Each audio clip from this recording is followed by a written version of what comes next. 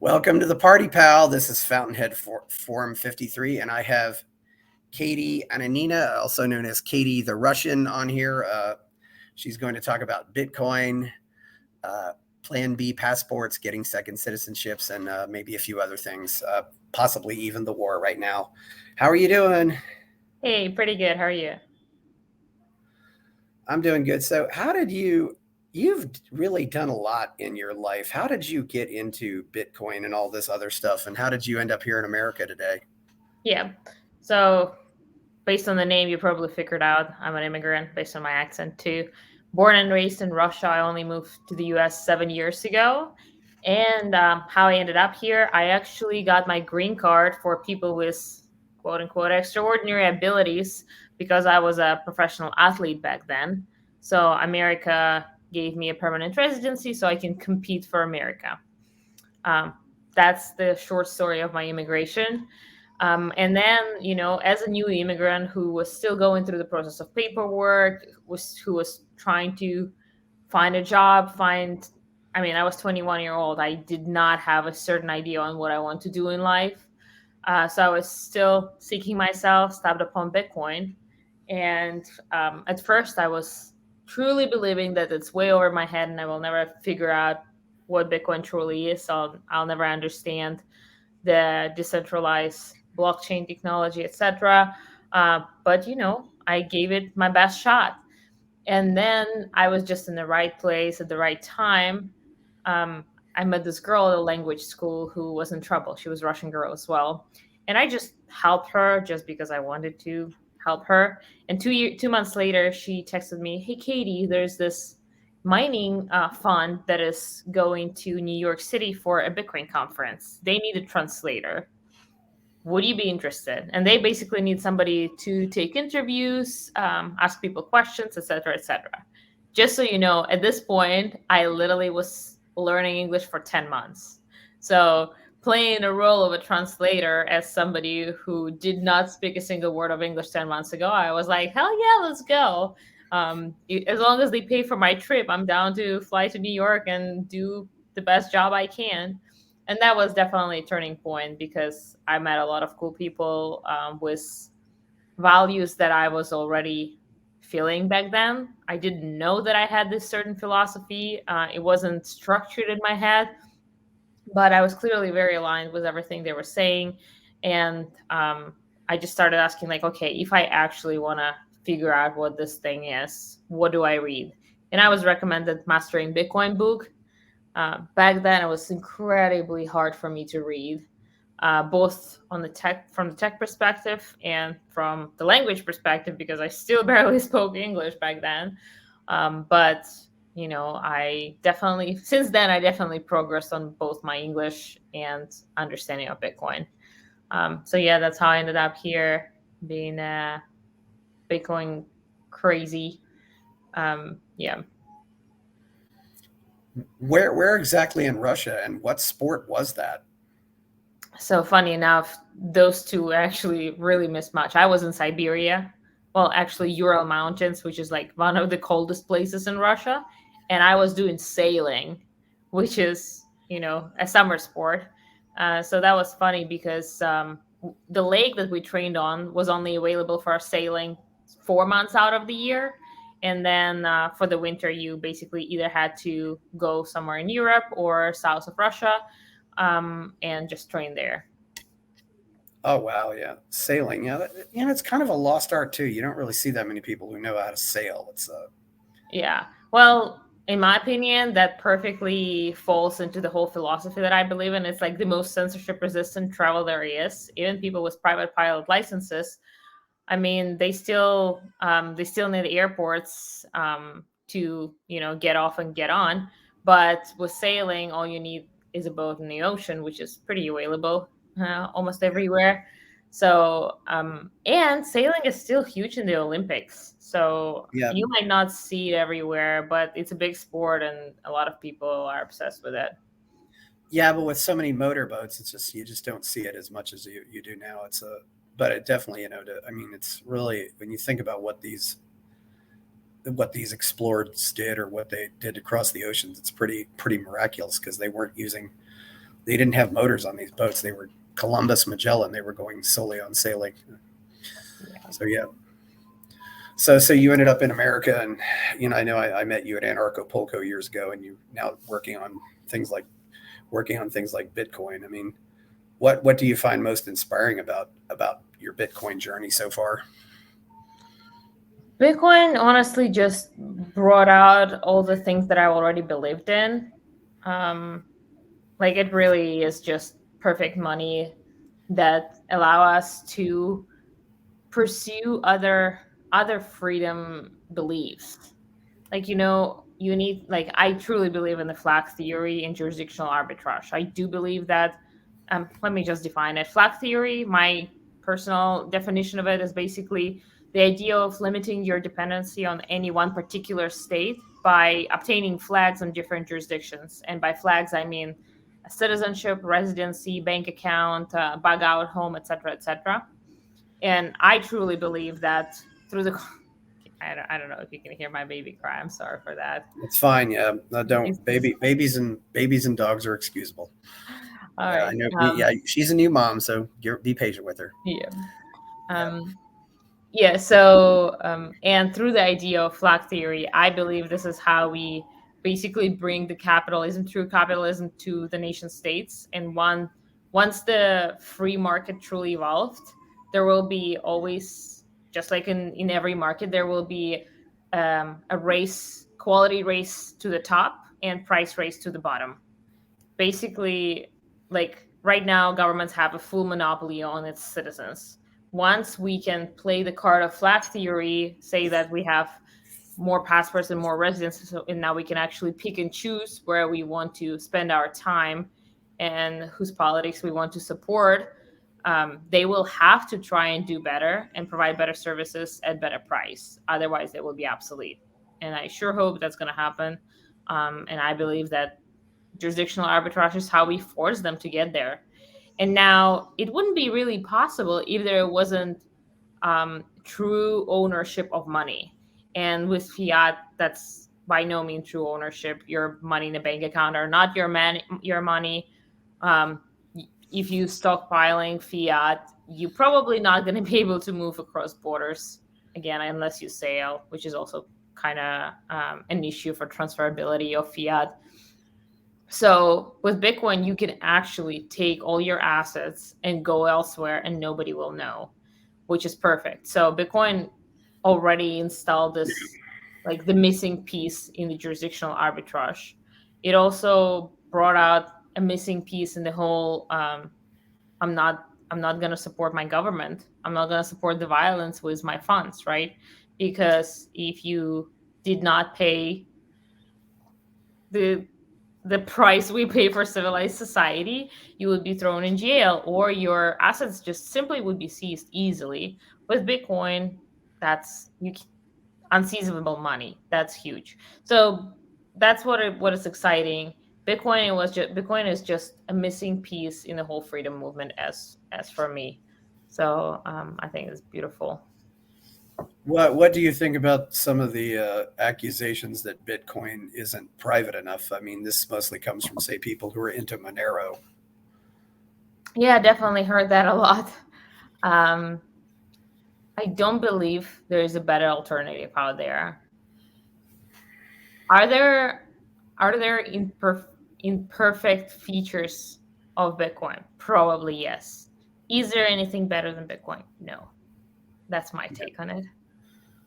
I mean, do you think we might get to this point where our nationality is not determined by where we were born or what citizenship we have, but what cryptocurrency we use? I mean, we might have Litecoin Nation, Bitcoin Nation, Monero Nation, I Cardano would Nation. Yeah, we could, I mean, we definitely see tribalism right now, but I certainly Yeah, hope we won't have a certain coin nation because that kind of breaks the whole borderless society yeah, idea. So if we install another monetary borders in the open monetary network, that's on us. I honestly yeah. think that would be a mistake. Um, but yeah, definitely there are some nations that are. I mean, it's not nations. Nations are barely involved in any cryptocurrency right now. But we truly see some countries being more or less into a certain coin. Obviously, El Salvador is a great example of being a maximalist. Yeah. The lightning is getting really big there. Costa Rica is probably the same. At least certain places, like you probably heard of Bitcoin Jungle in Costa Rica, is getting pretty huge. People pay in Lightning at the farmer market. Everybody at the farmer market accepts Lightning. It's crazy, but that's pretty cool. While we look at other nations, and there's definitely kind of tribes of people of certain countries in certain countries that are more into different coins, but I'm just not gonna go there. Yeah, but Bitcoin, yeah, but none of them have the breadth that Bitcoin has. Definitely, but you never know. It's amazing how fast things can change. Have you been to El Salvador? Have you? And also, I know there's Bitcoin. I had Bill Hill from Bitcoin Island in the Philippines on here too. Have you been to El Salvador? What do you think? What do you think about what's going on down there? So actually, the day the El Salvador announcement happened about making Bitcoin a legal tender, I found out that I was pregnant. So I wasn't much of a traveler ever since. And now, as my baby's 1 year old, I'm actually planning my trip to El Salvador. It's going to happen either in June or July. And the reason I'm going down there because I truly believe El Salvador needs to launch citizenship by investment program. That's something I've been working on for quite some time now. Actually, next week in Miami, we're gonna present our proposal on how, like, we already shared our proposals earlier online and privately, but now we actually gonna come out with this is how the citizenship by investment legal bill should look like for El Salvador. So we're pretty excited about that. I actually didn't talk about it online yet, so I guess your show is the first one that knows that. Yes. Yes, and you can still go to the big Bitcoin conference in Miami next week. It's become the annual event. They get like 25,000 people there. It's in Miami Beach if you go. Yeah, I think we have a 10% discount with Plan B 10, I want to say. Plan B 10 code should give you a 10% discount. I went there last year and I volunteered, so I ended up making it a little more interesting. The nice thing about I stayed in an Airbnb way out, but I rented a car and volunteering got me parking, so that was nice. That's very cool. But it doesn't, and it got me in. I will point out it doesn't necessarily. If you want to volunteer hoping to get maybe close to somebody or get to meet somebody, it doesn't really help you with that. But it was an inch. I find cons more fun if I work them. Yeah, I definitely understand, and I'm gonna be working the booth. Yeah. And I'm also speaking at the conference. I'm expecting it's going to be a lot of fun. Yeah, and Miami's really going forward with this. I call it the Silicon Swamp. They want to become the new tech city. It's very interesting to watch.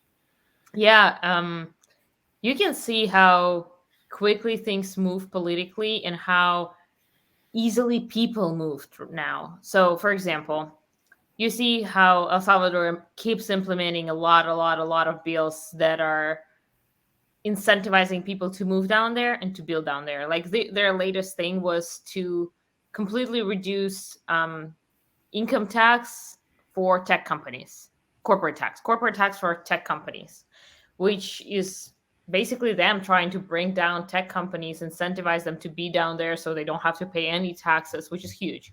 Same going on with Miami. Throughout COVID, they really took a political stand that allowed the city to, flourish for sure.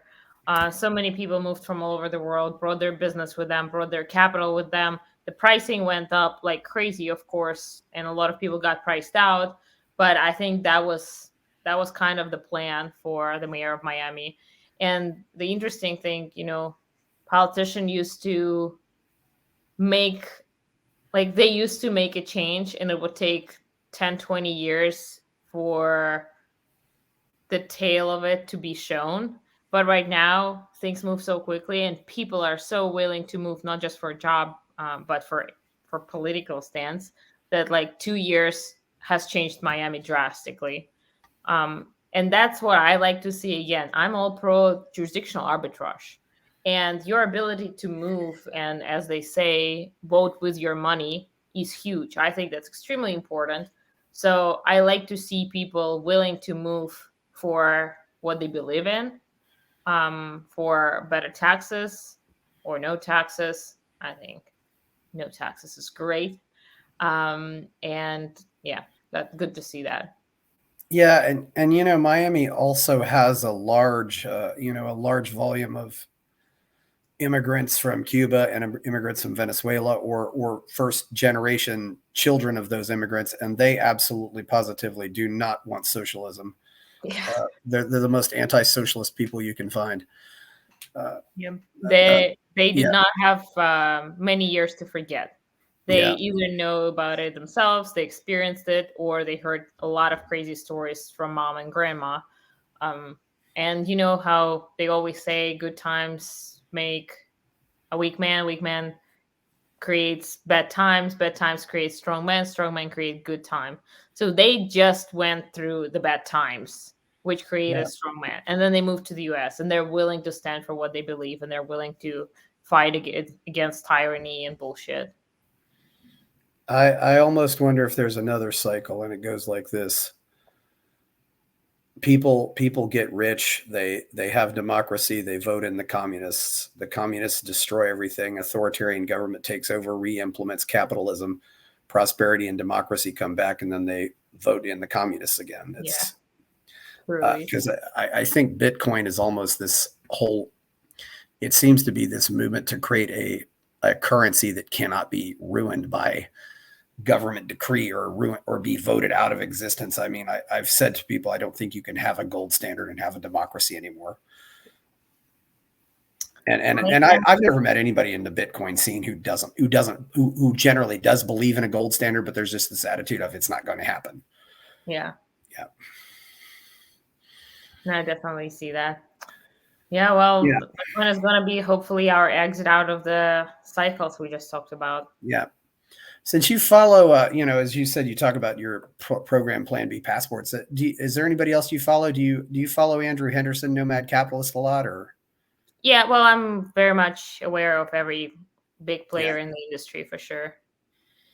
yeah. Well, El Salvador's got a lot of attention, and of course, it's easy for us Americans to fly there. I mean, you can get pretty much a direct flight to San Salvador.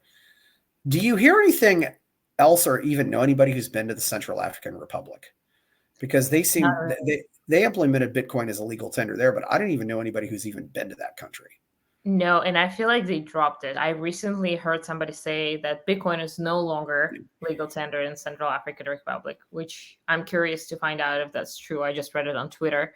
But yeah, I wonder if it wasn't really a movement or they just weren't able to create as much hype as El Salvador did, because they did a great job of becoming the Bitcoin nation. Um, Yeah. yeah, honestly, applause to them. Yeah, I think. Well, I think it's. Well, again, I think it probably helps that it's a little more accessible than any country in Africa. But yeah, yeah. But there's also something I realized is that the smaller countries can rise and fall a lot faster than the big countries. They can go from poor to rich or rich to poor, and it seems like the governments can go from good to bad or bad to good very quickly too. For sure. So El Salvador has 6 million people. That's Yeah, nothing. That's like Houston, greater yeah, area plus and Austin. It's and like, land area, it's about the size of New Jersey. Yeah, it's a small country. Yeah, and not only that, they also, so you know how, for example, any country in Europe Union has certain relationship that they value over a change. So yeah, they basically are pressured by the other countries that they have treaties with to make any changes. And we've seen it with citizenship by investment programs. Cyprus had to shut down their program because of the pressure from EU. Malta has to reject tons of people, and I believe that's because of the pressure from EU. Portugal just shut down their golden visa from the pressure from EU. So, being a small country that nobody has bounded with almost gives you freedom to do whatever you want and see how it plays out. I'm yeah, honestly amazed that El Salvador is still able to do what they are doing, because I would expect by now the big fish, quote unquote, would start caring about it and try to attack them in any way they can. But also, El Salvador was in a certain position that they had nothing to lose. They had the Yeah. highest criminal rate in the whole world. That was crazy. They were at the bottom of money printer. Basically, they were on a US dollar standard. They lost their national currency 20 years ago because it just inflated to zero. So they were on US dollar standard without having the access to the money printer. So just like we are at the bottom of the whole US dollar pyramid. And by the time money hit us, like it already inflated. So we I forgot the term how they call it in economics, but whatever. I forgot the term. So basically, they were in a terrible position, and as a government, they had nothing to lose. So that's why they're so eager to make those drastic changes and see how it plays out. Because why not? Yeah, it definitely helps when you have nothing to lose. Also, because of that volcano, I hear they can also get very cheap energy there, so they can Yeah, mine cheap energy and mine the Bitcoin and mine it for less of a cost than it normally would have. Oh, and by the way, I should point out this is not financial advice. This is not legal advice. This is not tax advice. So I want to put that disclaimer out before we go there. But yeah, so it should be very interesting. But I think also maybe because it probably helps too that it's just close to the U.S. I mean, a flight from Houston's maybe 3 hours to down there. Yep. Miami might be 2 or 3 hours. It's not far to get there. Where all have you been? You're probably very well traveled, I figure. What Yeah. places have you really liked? What places you really not liked? So throughout my teenage years, I was in a national team, in Russian national team, and Yeah, I traveled all over Europe for government money. I got something good from them, I guess. yeah, So yeah, we mostly trained in like Spain, Greece, Italy. So I've been there a lot. One of my favorite countries in Europe is probably Switzerland. Absolutely beautiful place. I'm actually yeah, going there in a month at the end of June, so I'm happy to go visit. My favorite place, one of my favorite places in the world. Then yeah. throughout COVID, obviously I live in the US now. I'm in Texas these days. And Yes. throughout COVID, I actually lived in Mexico. I drove down there for an Acapulco in, I want to say 2019, and then I never left. Yeah, Basically, I was flying back and forth between US and in Mexico, but it was kind of my home base for the time being. So yeah, that was really cool.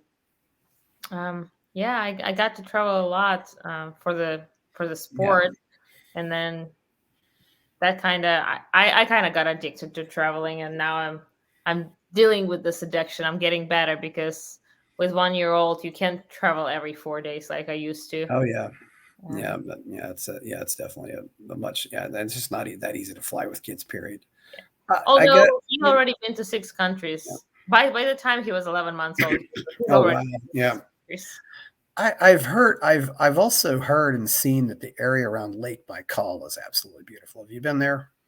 Cool. Yeah, I've been all over Russia too, Yeah. which is huge. Russia is huge. Oh Sometimes yeah, yeah, you can take a train and spend like 7 days on a train and still don't get to your destination. yeah, Um, so yeah, I remember in like I think it was around 2008 that I spent a full month on a plane throughout the year. So like 30 days out of 365, I was on a train going for competition here and there. Yeah, Russia's got a lot of beautiful places, and I truly miss my hometown.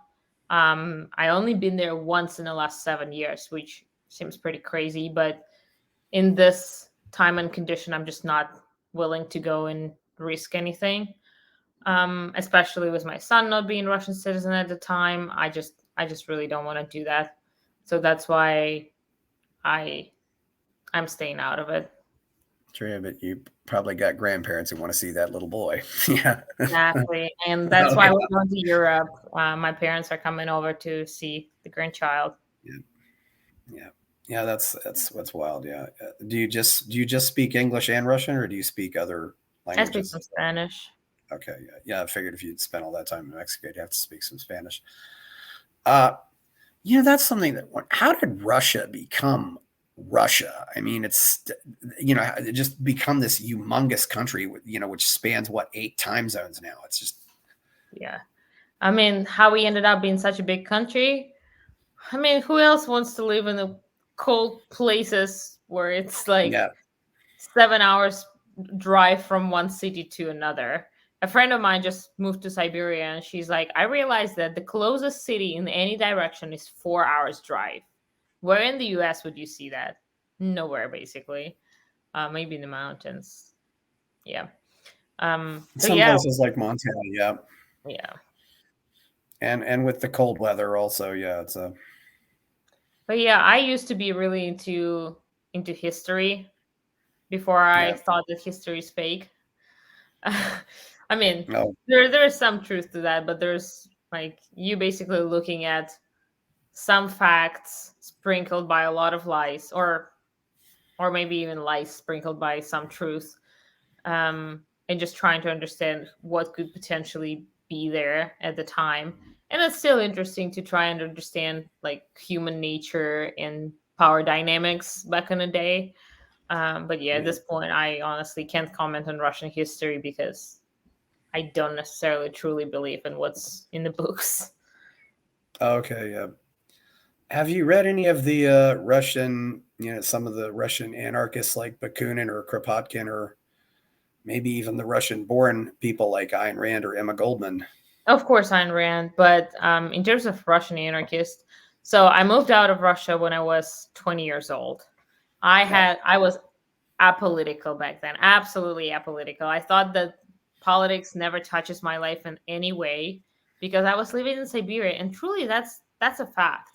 And even in the U.S., that's a fact that your neighbor has more influence on your life than whichever party is in the house, and that's what I truly try to tell people. Like, those people are so politics crazy trying to pick a side between blue and red, but dude, seriously, your neighbor has more influence on your life. Your The man who picks up your garbage on Mondays has more influence on your time, on your life, than whoever's in the house. So yeah, I didn't truly embrace any political curiosity back then. I did not care of who's the president, etc. And I clearly had no idea what does Republicans, Democrats stand for, what is anarchy back then. So I only got educated when I got here to the US. And ever since I moved here, I was running away from being an immigrant for the rest of my life. So for like 5 years, I did not read anything in Russian. I tried to stay away out of Russian community just because I wanted to learn the language and integrate myself into the life of an American. And then about 2 years ago, I realized that, okay, I took myself way too far out of Russian community. I want to go back. I want to touch my culture again, and, find a Russian speaking community. And in Miami, it was pretty easy. There's huge expat community of Russian, Ukrainian, Belarusian who are willing to go back and sing our crazy songs with me anytime.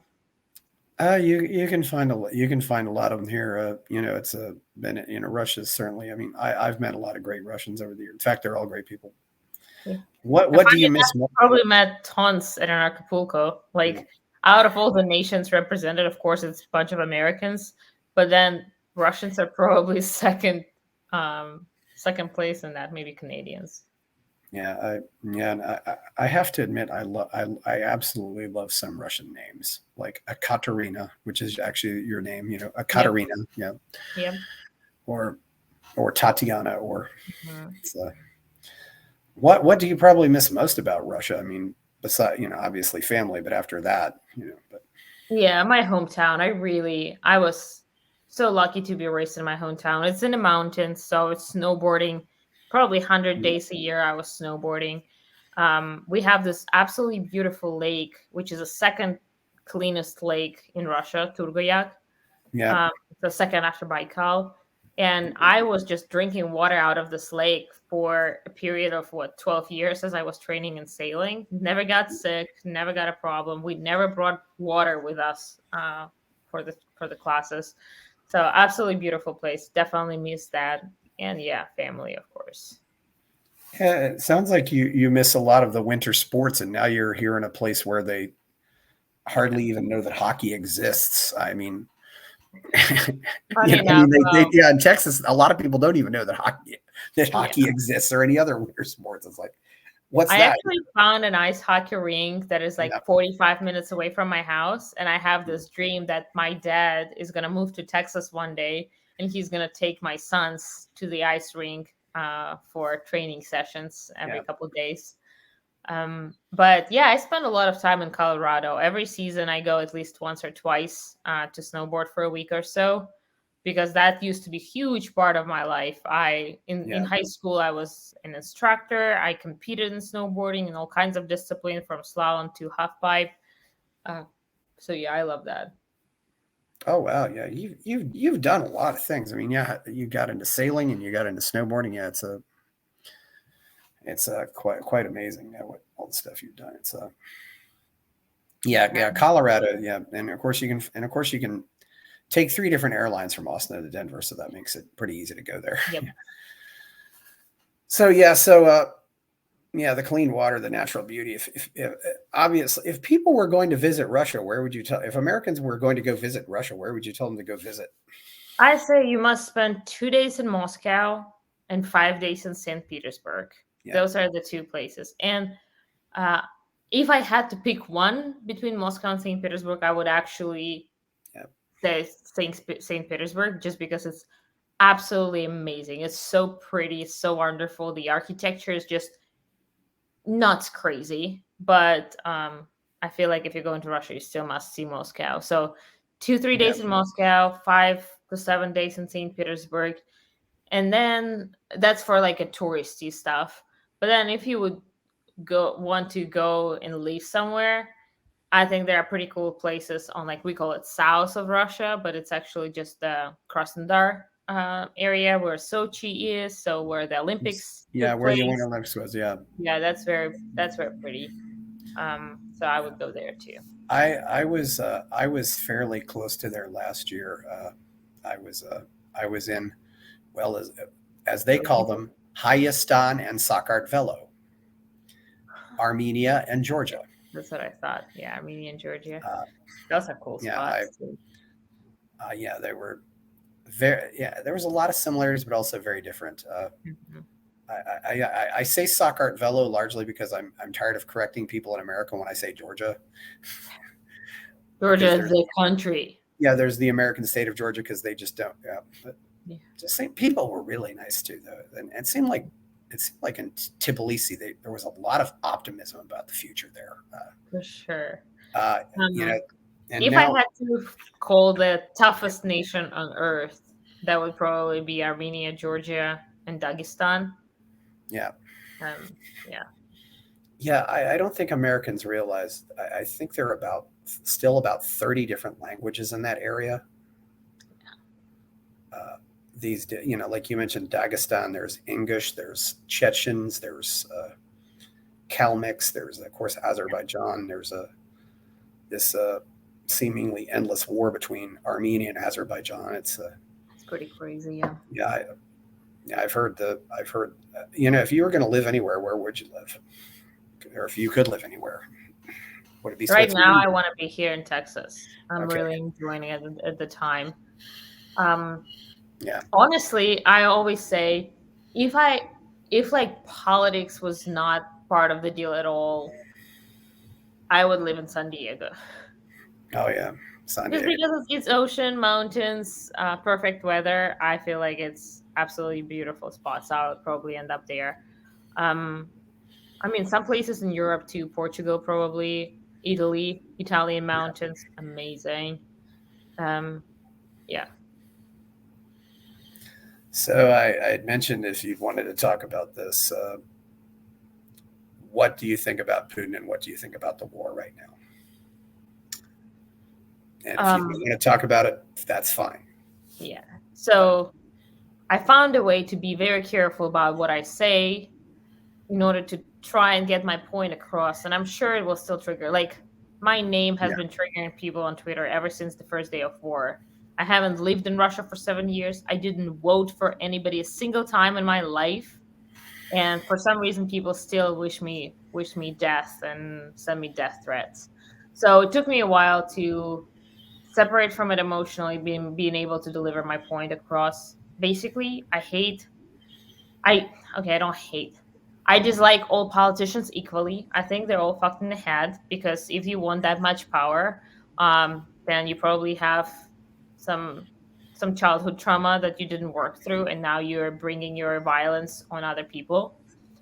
I absolutely hate the fact that there is war between Russian and Ukrainian. I still have Russian and Ukrainian employees. I still have Russian and Ukrainian friends here in Austin, Texas. I believe that Russia and Ukraine are, I mean, there is an invisible border between two countries, but we share history, we share cuisine, we share our culture, we share our songs. So the fact that we're currently killing each other is pretty disgusting. Um, that's basically my take on it. And you can pick a side between Russia and Ukraine, or you can pick a side between people and politicians. And if you were to pick a side of people, this war would never be in place. And it's it's like it's disgusting. It's absolutely disgusting that we have to kill our brothers and sisters, and they have to kill us. And but in reality, it's just us, the people, versus the politician who are just playing the game of political power, which is disgusting. So yeah, that's my take. Trying to be not emotional about it, trying to just separate myself from this whole disgusting story. But that's where I was born and raised. So I understand. Yeah, I understand. Yeah, I mean, I've talked to a lot of people who just say I have family on both sides, and obviously, if you were, although that's probably less likely if you're out in Siberia because you're just further away. I mean, but there's I so do have some family who originally came from Ukraine, but right now yeah, I don't think I have any family in Ukraine. there's a common history there, but I know there have also been various independence movements. Even after World War I and World War II, that there were, and certainly and you have memories of events like the genocide in 32 and 33. I don't think the Ukrainians are ever going to surrender in this, because I don't think they trust that surrender doesn't necessarily, or even negotiation doesn't necessarily bring peace. Yeah, I also don't think that's on the table. I mean, try to surrender after you've been attacked. Like Yeah, how like it's just emotionally devastating. yeah, Those people are willing to fight for what they already lost. They don't even care to lose more because they just lost so much. They're willing to fight to the death. So that's where we currently stand, and it's truly sad. yeah. And well, it's like Janis Joplin sings in that song. Freedom is just another word for nothing left to lose. It's So true. and I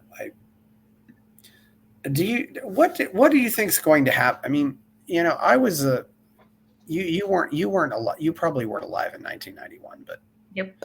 I was, and I certainly remember, that Christmas day of watching Mikhail Gorbachev talk about the end of the Soviet Union, and we had went through all of this, stuff about Russia being the Soviet Union being the evil empire and all this stuff. I don't think we ever thought, and I was a libertarian back then. I don't think, number one, that we thought socialism would be more popular now than it was then. But it also seems as though Russia is never going to become a capitalist or a free country. And what do you think the prospects for that happening is? So the only reason that Russia seemed to be truly capitalistic to me is because the government doesn't have their shit together, so people just do whatever the fuck they want.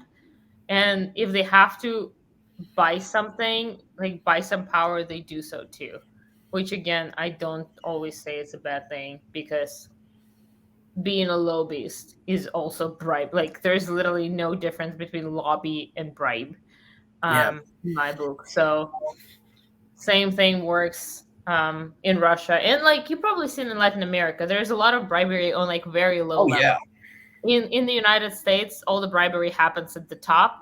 In Latin America and Russia, all the bribery happens all throughout the hierarchy, from all the way from yeah, not getting a speeding ticket because you put some cash in cop's yeah, pocket, all the way to the high level bribery Yeah, too. I mean, I mean, I've heard in Mexico you can make a police officer go away for about 20 pesos, and I mean Yeah, that's about $1.25. I mean, well, geez, I can make a cop go away for $1.25, sure, but yeah, we don't condone bribery. We shouldn't say that we do, but it's a but yeah, so Russia's just like Mexico, but with the Cyrillic alphabet. But it's literally.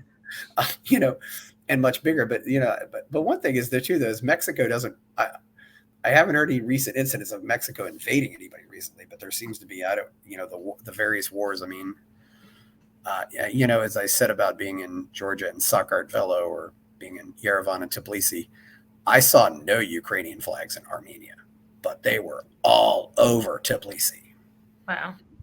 Yeah, they're very much on the side of the Ukrainians, which didn't really shock me. But yeah, I really love that place. But yeah, so how do you think you clean up from that, or do you think it just keeps going that way? It seems like it's very hard to overthrow that once it's there. Or I mean,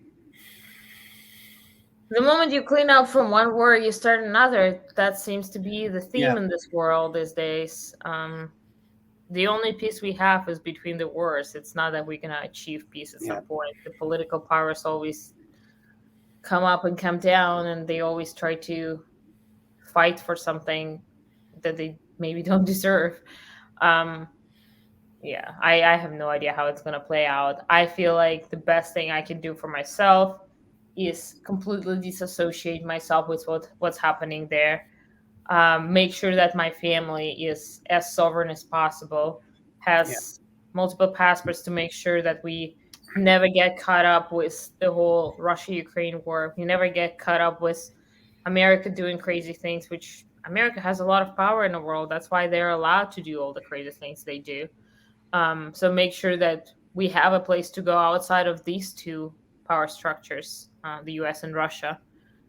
So that's just my goal. I am not willing to fight for some politicians' political stand, because he is nothing to me. My family is way more important, and I'm willing to fight for them.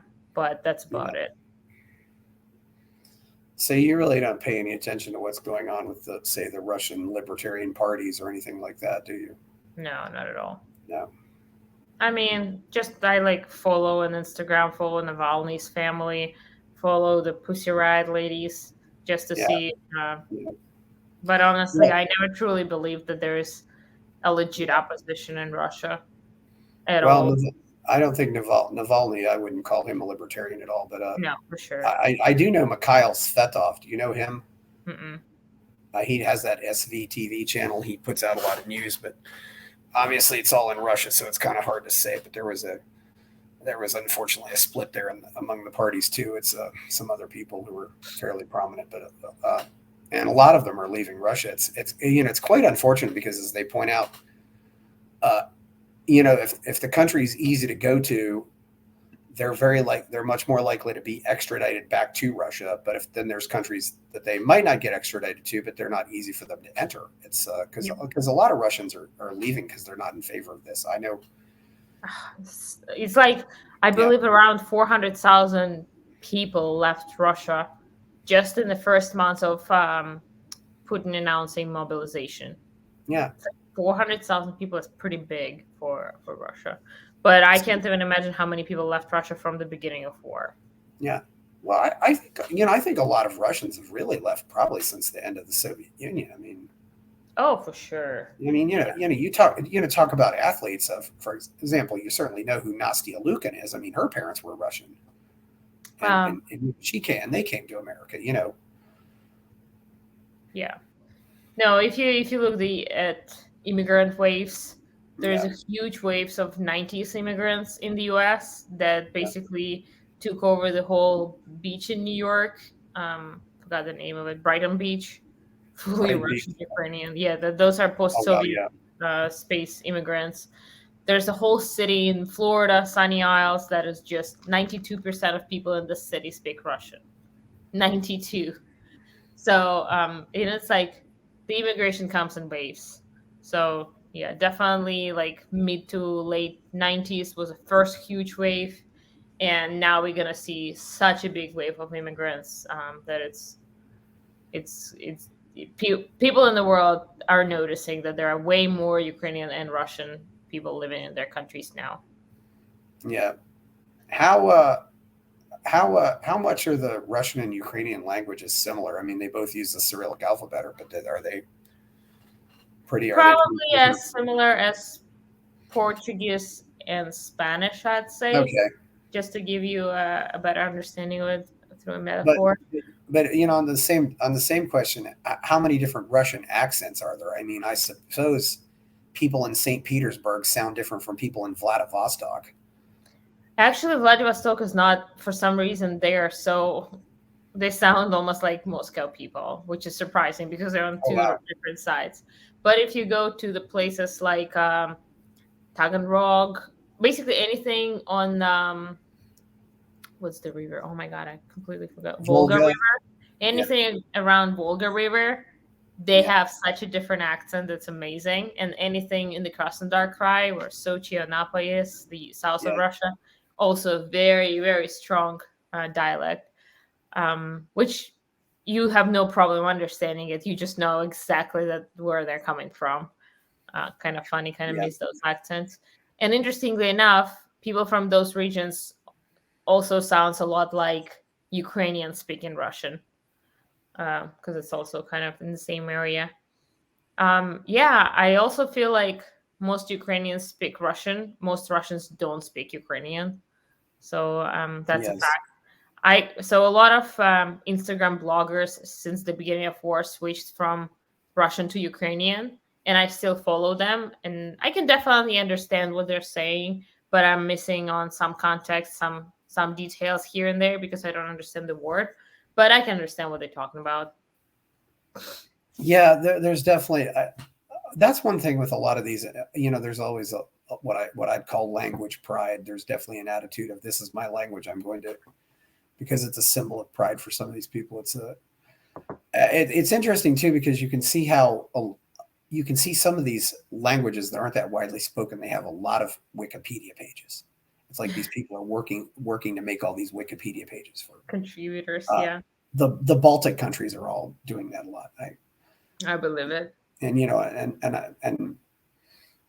they certainly, I mean, they certainly saying we're not Russians. I mean, when I talk about after visiting Tbilisi, I said people will say to me Georgia in Russian. I just say no, Georgia is not in Russia.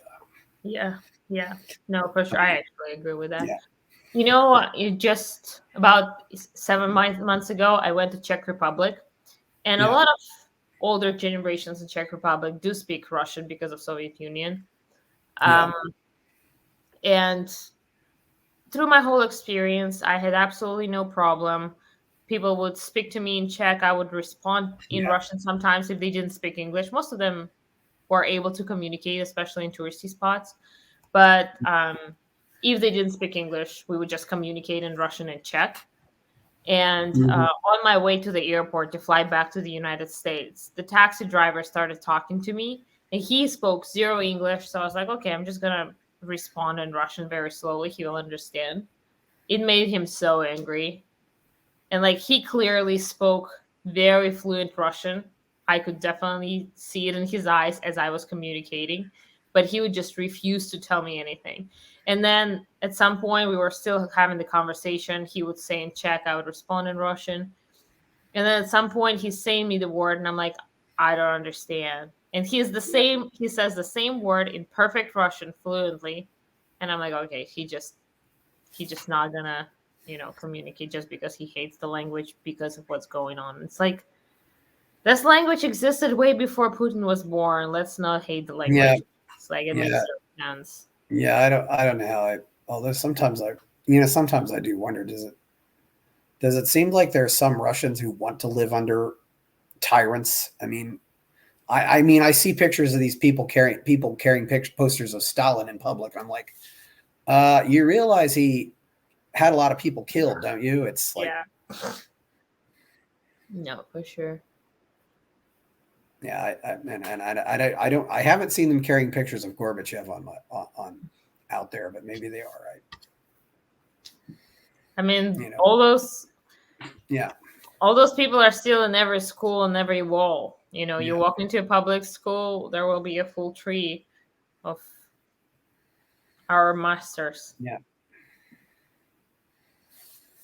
How do you what do you think is the best case scenario and the worst case scenario right now for Russia in the next 5 years? And I mean, the war is over, or they pull out of Ukraine, or they, I don't know, maybe they redraw the boundaries, or No clue. Really no clue. yeah, Really trying to have as little information as I can about it. It's devastating. I mean, my family is not very much involved into all of that, and it still hurts me just because I don't yeah, want to see Russian and Ukrainian people kill each other. I can only imagine what people are experiencing down there, but that's not my fight. I have I have no stand in this fight, and I don't want to be part of it. yeah. Are you going to teach your little boy Russian, or Absolutely trying to. Honestly, yeah, it's not as easy as I expected. yeah, Just because, first of all, you want to involve your husband in a conversation with your son, so you like yeah, automatically change to English. Second, I don't have many friends here in Texas that speak Russian, so I'm honestly starting to lose some words here and there. I sometimes it's much easier for me to speak in English than it is in Russian.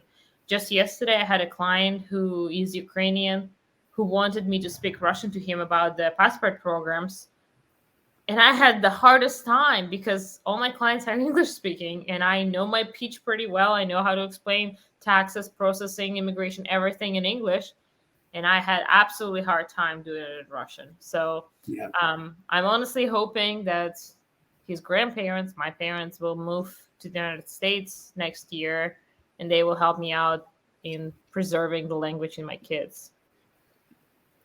Yeah, that'll be interesting. You know, sometimes if you can look around and try to get your kids playmates with the same language, you know, Yeah. it might not be easy. But Austin's a pretty diverse country too, or pretty diverse area. You find a lot of different people here from all over the world. Yeah, especially if you go North Austin, there's a big Yeah, Russian Ukrainian community up there, but I'm in South Austin. yeah. Or what you can sometimes do is you know, for example, have him watch Russian movies with American subtitles. You listen, but yeah, because the hardest part really, the reading is the easy part. The listening is the hardest part. It's Yep. just you have My to. niece It's and almost like nephew live in the US, and my niece was born here, and yeah, she's absolutely fluent in Russian. She's actually way more fluent in Russian than she's in English. English is a foreign language for her, even so she was born and raised here. yeah, Yeah, she's just little. yeah. How do Russia? Do you know how Russians view America right now? It seems like there's because a lot of people I think are just seeing America as going crazy right now because it seems like it is going crazy. But I mean, for many people, there's still this American dream for yeah, Russians too. They absolutely do not understand the whole transgender thing. I mean, they take it as a joke, truly take it as a joke, which I think one of the best ways to take it, because by fighting it, you almost legitimizing it, but like, yeah, sure, you're a woman, whatever, you know. Like that's honestly might be a better approach to that. So in Russia that is not gonna fly, so they just laugh at it, and yeah, kind of definitely um amused by all the new developments that's been taking place in the US over COVID. So, and the Russian government clearly plays this card. They're like, we are not going to turn into Western world. We are not going yeah, to educate our kids at 6 years old that they may or may not be man or woman, you know. yeah. So, I've heard that's somewhat fueling what's going on in Ukraine. You have some Ukrainians who want to adopt this well, as one guy calls it, rainbow imperialism, and the others who want to stay more traditional. And yeah, uh, which I honestly surprised that they would want to go this direction. Yeah, I'm not sure how Westernization yeah, just touched Ukraine so much harder than it did Russia. yeah, Like we Russia's literally all share the same social media. How is it possible? Yeah, well, yeah, Russia's had an interesting relationship with the West. I mean, I think for example, under Peter, there was this realization that why are they able to do all these advanced things that we can't do? And you realize that if you're behind technologically, it's that's not going to help you. I mean, Americans in the '80s were way ahead of the Russians in computers. They had more computers, and it's like, that this, and you realize too that this becomes a problem of defending your country. I mean, or staying powerful, because if you have bows and arrows and they have guns, the people with bows and arrows are going to lose. It's a yeah, so I Sounds about right. yeah, I mean, Yeah. yeah, it's going to be very interesting. See, did they still push athletes as hard in Russia as they used to during the Soviet Union? Because I know it seemed like they were almost dictatorial and draconian from what I've heard from the Soviet Union. They push athletes so hard that there was so much pressure to be successful. Is it like that for you or not? Yes, but moreover, not because they're pushing us that hard, but because being an athlete is such a social ladder. Like, you can become a great athlete, and you can become a great athlete from whichever societal state you are. Like, you can be absolutely dirt poor, and all the sports are so subsidized by the city, by the state, etc., etc. So you will be getting the same quality classes as whoever pays to the coach. And people just see it as a social elevator, as I say, to like rise to the top, which is a great way. And that's why we still see athletes in Russia performing so well, even in the Olympics. But right now we are banned from every sport. So all my athletic friends are like, what are we supposed to do? We can literally compete in like 3 countries in the world. We're not allowed at any European Championship, World Championship, or Olympics. What are we going to do? Funny enough, I was rejected from participating at nationals qualifier in the US last year because I was Russian. There's a lot of this stuff. I don't think it really accomplishes anything. And I've talked to some Russian activists who said, Russian activists who aren't living in Russia, but it said, what was accomplished by canceling my credit cards? That was the whole, nothing. It said, you're just making life harder for these people who may not support this. It doesn't, I hate mixing politics and sports, but that's the beautiful thing about sports is, if somebody swims the 100 free in 55 seconds and somebody else swims it in 53 seconds, you know who the winner is. It's the one place where you still get rewarded for hard work and merit and ability. Whereas it seems like a lot of other places you don't necessarily get rewarded for hard work. You just get rewarded for playing politics. Playing politics, Exactly. Having some solidness in understanding how you can reach things, definitely good in sports.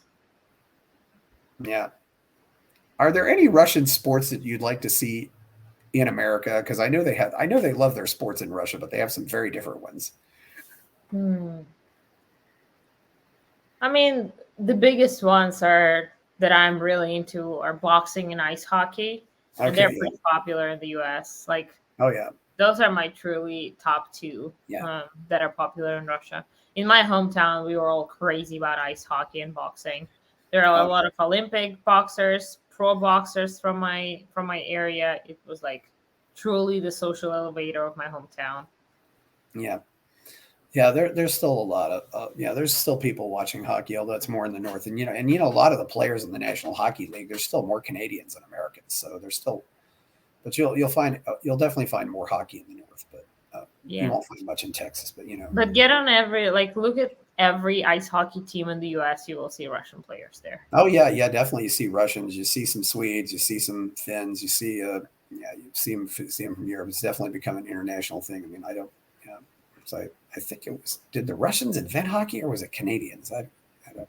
No idea. Yeah, it's an old sport.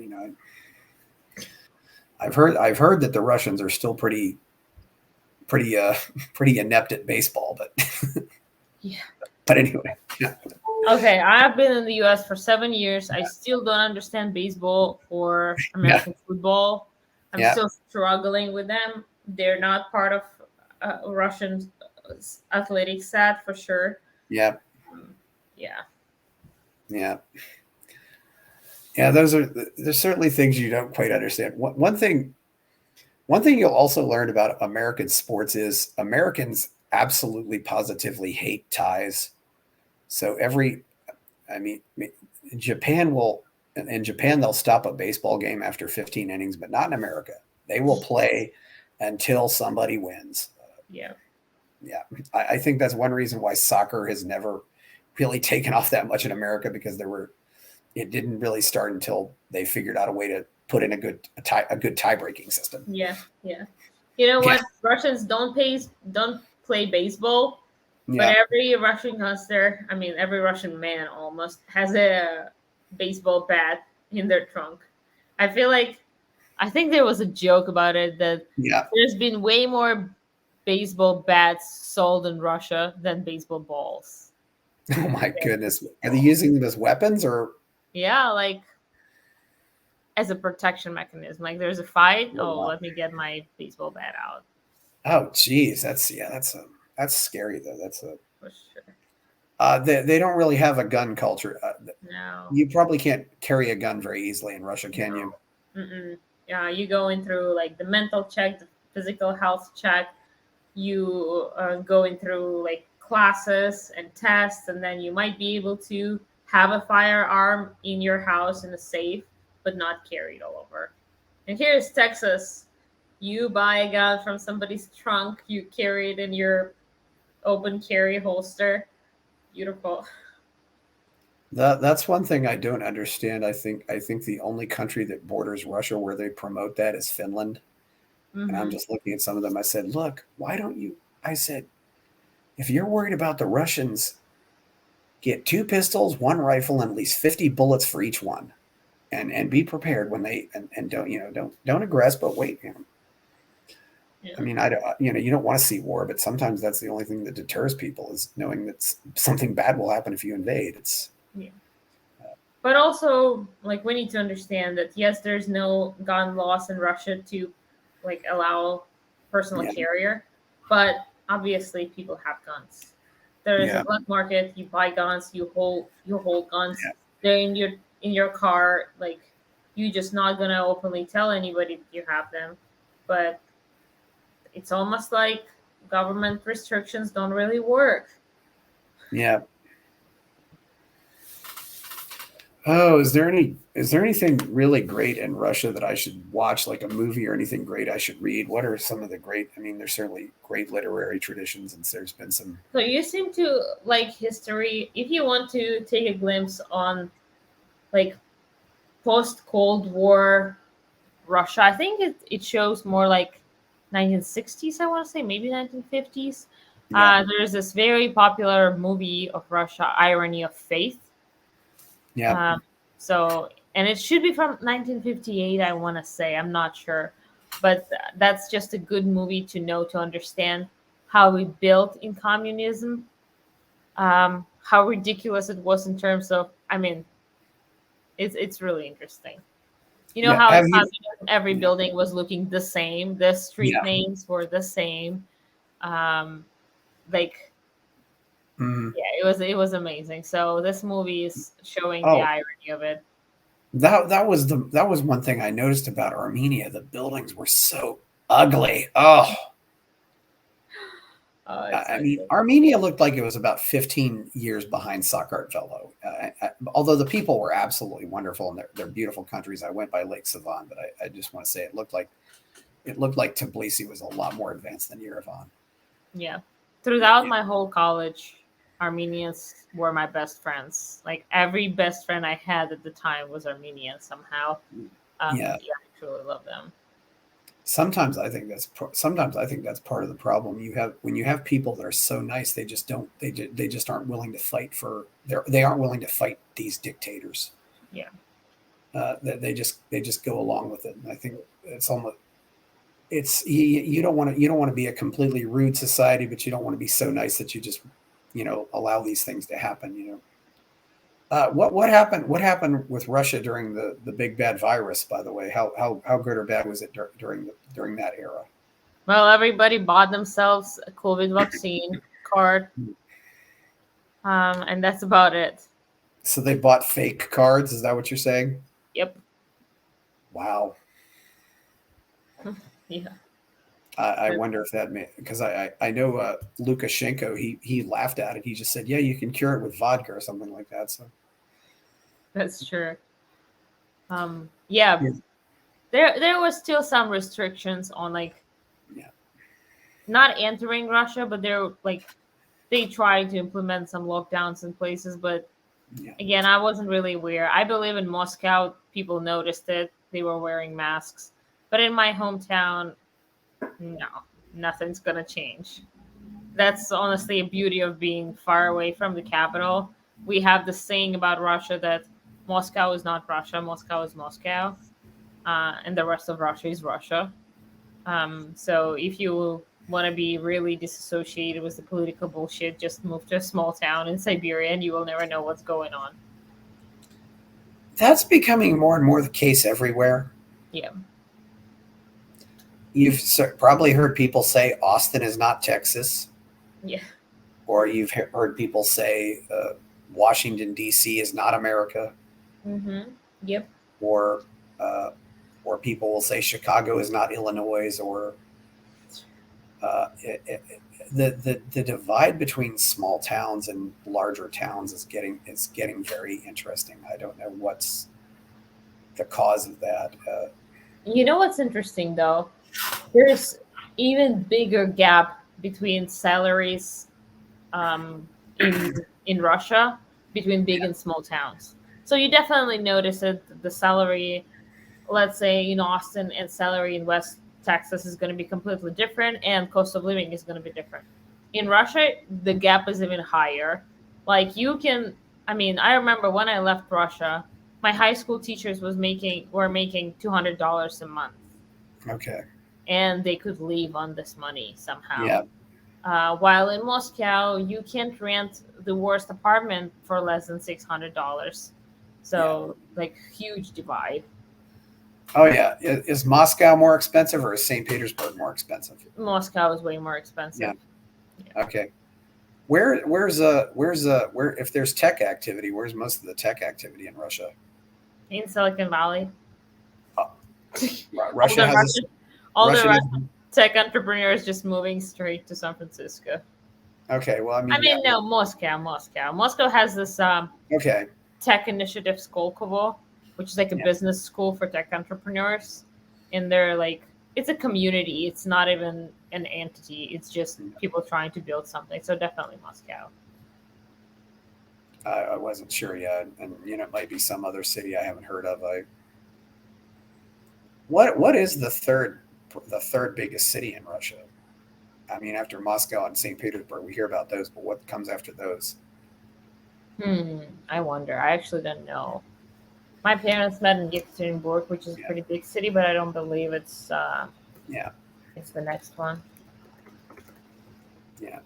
That's good. Yeah. Well, Novosibirsk. Okay, Yekaterinburg is number 4. Novosibirsk is, which is in Siberia, number 3. can you spell those out, please? Or Yeah, Novosibirsk is Novosibirsk, okay.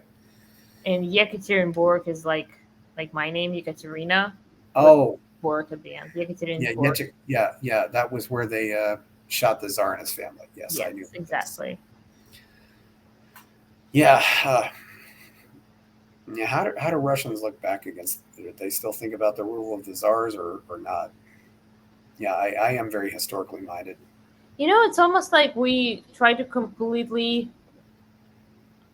not notice what happened back then. Like, yeah, we killed the whole Tsar family, but when we're taught about it in history, there is like zero emotional context about it.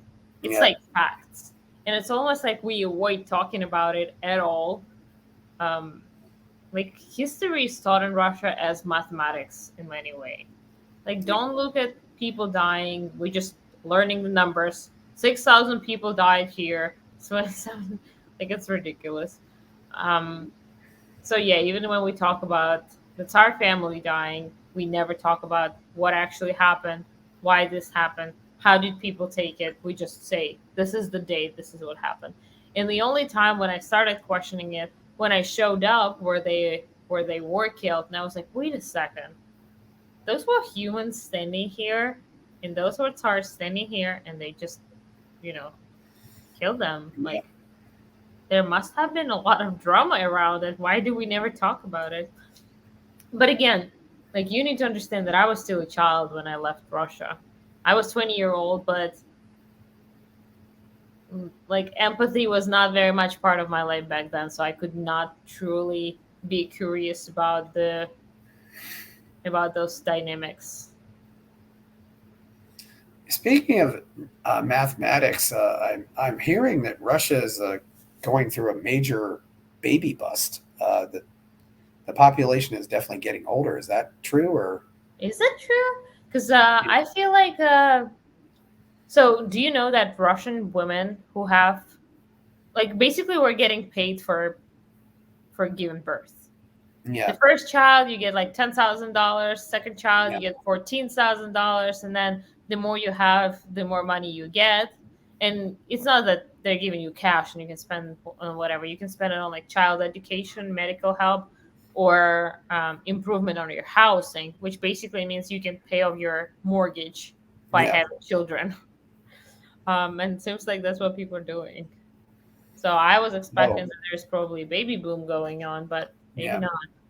And another reason you also need to understand that, like, my grandparents are all from orphanages.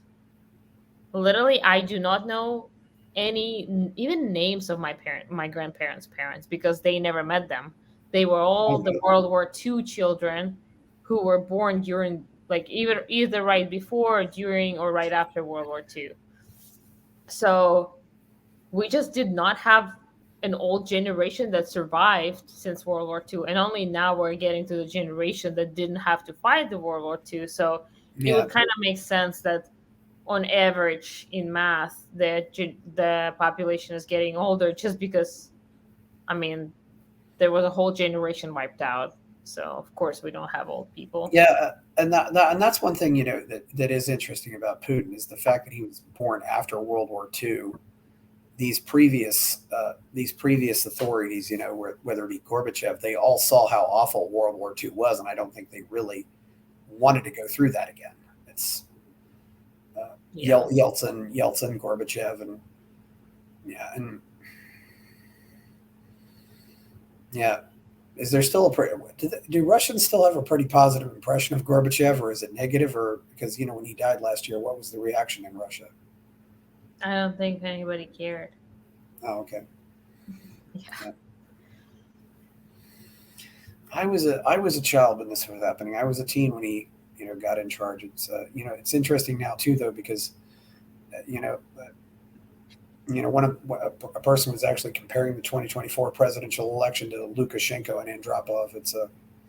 Which is not a positive thing to say, but uh, so well so what do you think is the future of Bitcoin too right now? Where do you think Bitcoin's going to be in 5 years? Hmm. I mean, in 5 years, there's going to be another halvening again. Yes. Next one is April, May 2024. The Yes. next one after that, 2028, yeah. 2028. Well, I So, don't mean price. I mean I mean more like adoption and just people using it. yeah, I don't think we're entering any kind of super Yeah. cycle, as they say, when we break out of the 4 year cycle and Yeah. we actually get to the crazy adoption. I think it's going to take more time, which I'm cool with. Yeah. Again, people who truly see Bitcoin are adopting it. People who value what Bitcoin brings, adopting it. We cannot possibly force Bitcoin on anybody else because it truly breaks the whole philosophy of Bitcoin, which is Yeah. opt in voluntarily money um, with no central authority. So who would force it on anybody? Like Yeah. it's just against all our principles. So Yeah. I'm all cool with people realizing that there's a the money printer goes brr, it really makes our time valued for nothing over time, just because the inflation eating everything. Yeah. So I just hope that people will start realizing that the current system is broken more and more, and it almost seems like it's inevitable at this point. We are entering another big crisis. Seems like in the U.S. and obviously worldwide, because the U.S. is always leading force into all of that. So people are looking for ways to opt out, and Bitcoin is a perfect opt-in option. Yeah. Do you think Bitcoin development and Bitcoin work will maybe move out of the country? I mean, when you see some of these people being prosecuted in the U.S., I mean, I wonder if it will go somewhere else. I mean, Roger Ver, for example, although he's not with Bitcoin anymore, completely gave up his citizenship. Yep. I mean, it's a you probably hate Bitcoin Cash, I suppose, but so. I've met Roger in Caribbean Yeah. islands. Yeah. Yeah. I know his story of St. Kitts and Nevis and his obsession with Caribbean islands. So I definitely understand why more people would do something like that. My clients do renounce their U.S. citizenship, truly. But again, the cool thing about Bitcoin is you don't have to have a personality. You don't have to tie your online presence to your physical presence. So there are a lot of Bitcoin developers that we don't know who they are, and that's the beauty of it too. Yeah. I think that's a really good way to go about it. And you probably don't have any don't know who they are. You have any theories on who Satoshi is, or No, not at all. I think it would be cute if it was Hal Finney, just because. Yeah. I don't know. I think it would be cool because the dude froze himself, and it would just make sense that he just wanted to see what's going to happen with Bitcoin, so he decided to freeze himself to wait, so he can survive and see. Yeah, maybe we could start. Sometimes it's cool to maybe do it with some people who are dead. Like you'd start telling people that John McAfee was Satoshi or something like that. Sure.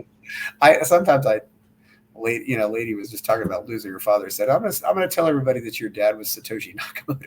Yep. I actually had an interview with John McAfee 3 months before he was cut. Enough. Never posted it anywhere. Just wanted to talk to a dude. I thought it was a cool experience.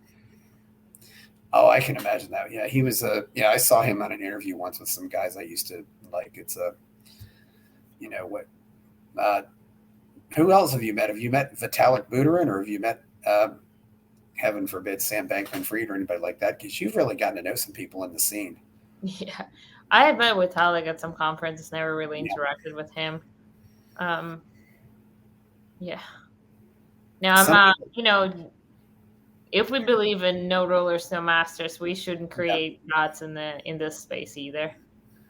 Well, the one thing that came up for me, too, was the issue of pre-mining. I mean, if there's pre-mining, you're basically are creating money out of nothing. It's have you seen recent cutout of some government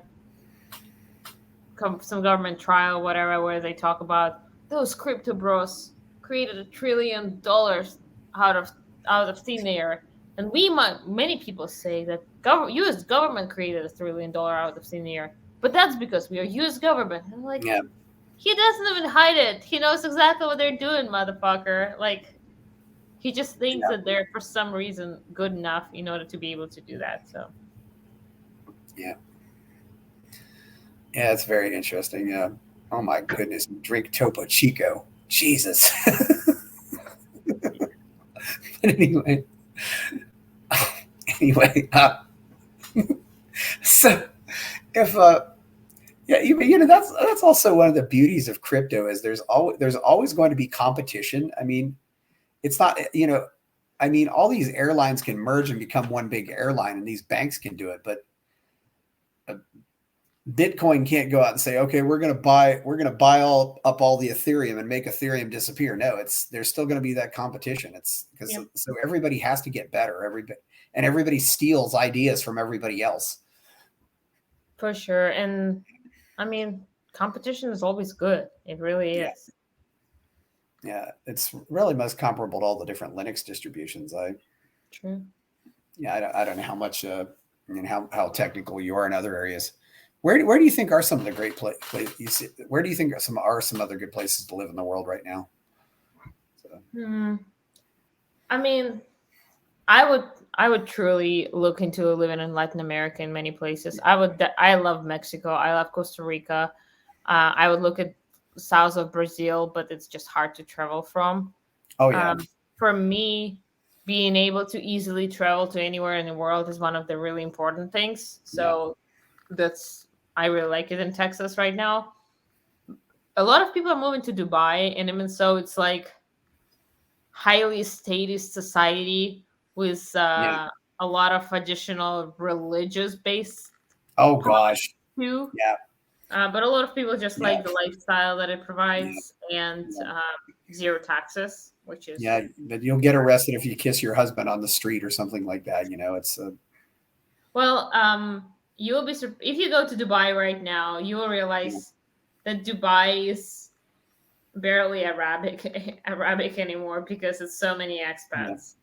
Bunch of Russian Ukrainians moved there, bunch of Europeans, bunch of Americans. It's like truly an expat hub these days. Very excited Oh about yeah. El Salvador to see what's happening down there. I think it's gonna turn more and more popular within the next few years. Um, in the US, I would only probably live in Florida or Texas. I wouldn't even consider other parts as of now. Have Mm, you looked at the Free State Project in New Hampshire? I'm not living in Siberia again. Wow. I mean, it's just so cold. Why would I do it to myself? I I mean, I like mountains and snow, but I like to opt into that, not living there full time. That's why I don't even consider New Hampshire. Yeah, Naomi Portugal. Brockwell's up there. Jeremy Kaufman's up there. Jeremy Kaufman created Odyssey. He's going to destroy YouTube. I mean, Yeah. oh, there's a cool community in New Hampshire. Don't get Oh me yeah. wrong. Like the tribe is cool up there, but Yeah. the weather, I cannot do it again. I won't do it to myself. Not going back to Siberia. Yeah. No. Yeah. Um. Yeah. Yeah, that's Yeah. probably. Yeah. It's a yeah. You know what they're is Russia. Most Russians still don't have cars, do they? Or do they now? It's more like one car per family, Okay. Yeah. but also the public transportation is so good down there. I Yeah. never wanted a car when I lived in Moscow or St. Petersburg, just because subway was so convenient, and the ground transportation, like buses and trolley buses, just perfect. It really are. In my hometown, it's really easy to get around by feet, and buses again is so cheap that you really don't want a car. Yeah. You sound like you're still really missing a lot of ways. Yeah, for sure. No, there are a lot of good things about it. Yeah. A lot of different things, and you know, it's good to mix. I really hope that the political bullshit is gonna calm down, and I will be able to travel to Russia again. I will be able to come down to Russia with my kids, and you know, I would even want to send them to public school in Russia for like 6 months, just so they can experience that too. Why would I want to rob them of experiences? You can And have it's not yeah. that I'm planning to homeschool them Oh, yeah. overall, but I would just love them to see where mommy grew up. That's kind of interesting. Um, yeah. Well, yeah, and you probably have you even taken your husband to go see that stuff? So he Yeah, knows. thankfully he was able to go 2 years ago. We went to Russia. We went to my hometown. We went to Moscow.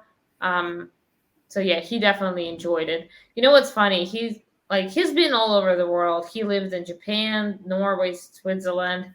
But when we were in my hometown, which is considered a very small town, very Yeah. far away from Moscow, not even close to the state capital, he was like, "Are we in a really nice town?" I'm like, "What do you mean?" It's like, "Well, there's not a single homeless person." And Oh I'm wow. like, and I had to explain him that, I mean, it's kind of a family unit is strong. It's like Yeah. An aunt, like even an aunt, not even a mother, would never allow her nephew to go live on the streets. She would like take care of him, even if he was a 30-year like drug addict. That's Yeah. the I sometimes wonder about the family bonds in America. It doesn't seem like America.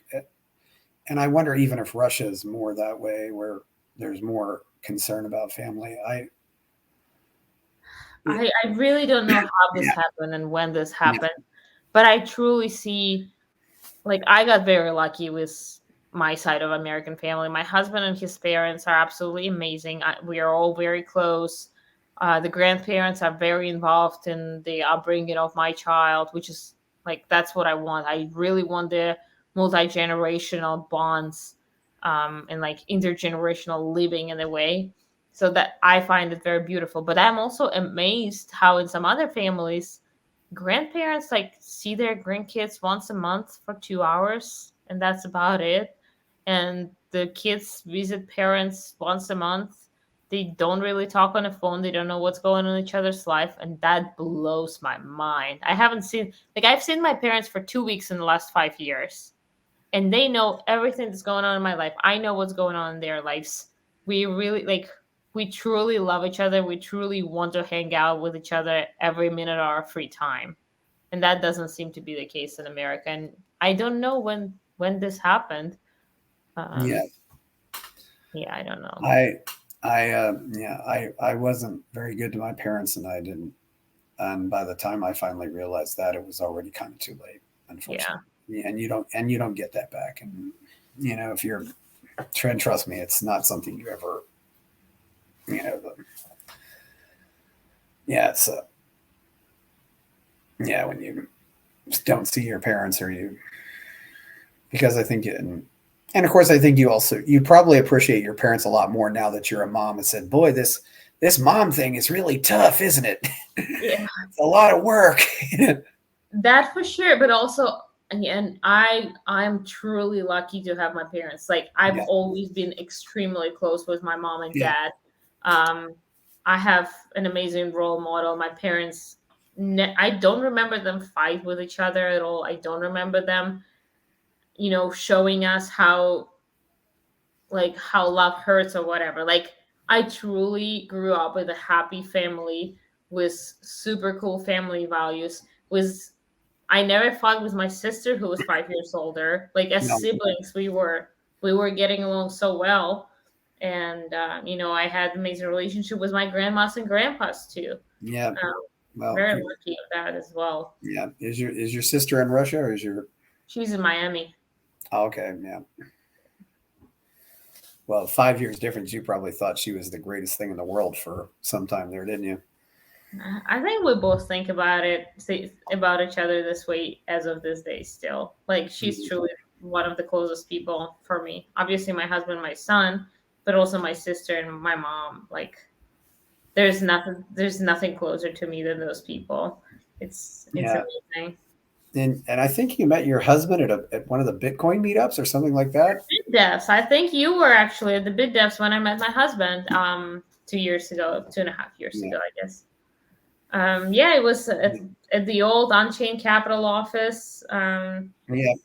Maybe you remember I did a trivia night one time. Oh yes, the trivia night. Yeah, yeah. You That's were when there I for met my trivia night. husband in person for the first time. Yeah, We already talked online before that, but that's when. you you were so dressed up for that too. I mean, so many other people were. Everybody else, you go to these meetings, everybody's so informal. They're wearing whatever they want, but you like you I'm had yeah. always dressed up. I go to all the meetings. I'm a Russian girl. That's what we do.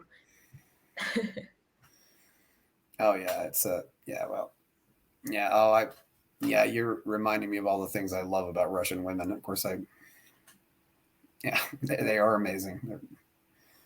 Yeah, we definitely love to dress up, and Yeah, that's that's in our DNA to get yeah. on high heels, get our dresses and skirts.